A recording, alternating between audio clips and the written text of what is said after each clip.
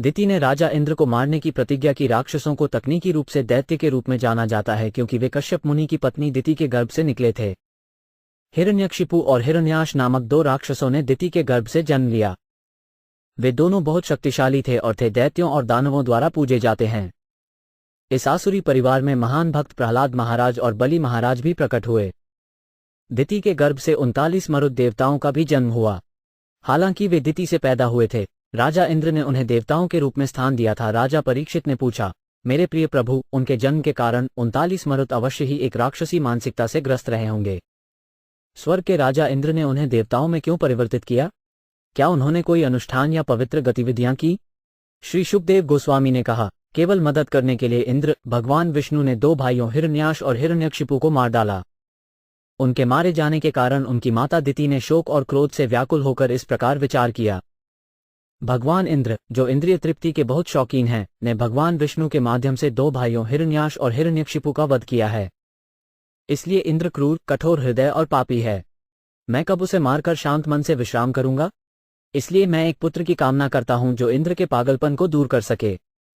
इसमें मेरी सहायता के लिए मुझे कुछ उपाय अपनाने दीजिए।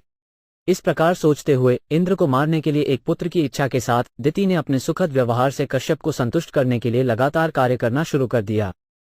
सेवा, प्रेम, नम्रता और संयम से अपने पति को संतुष्ट करने के लिए बहुत ही मधुर वचनों से, मुस्कुराहट और निगाहों से दिति ने उनके मन को आकर्षित कर अपने वश में कर लिया।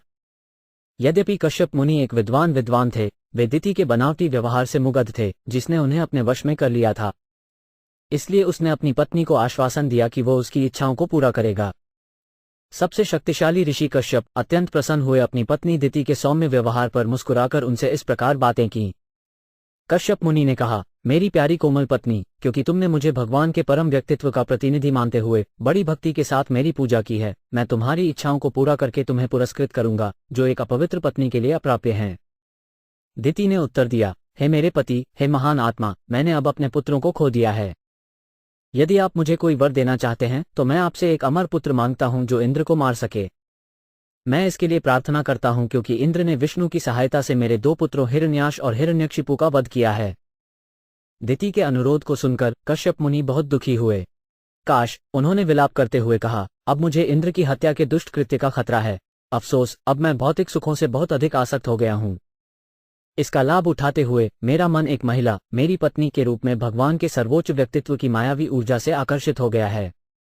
इसलिए मैं निश्चित रूप से एक अभागा व्यक्ति हूं जो नरक की ओर फिसल जाएगा।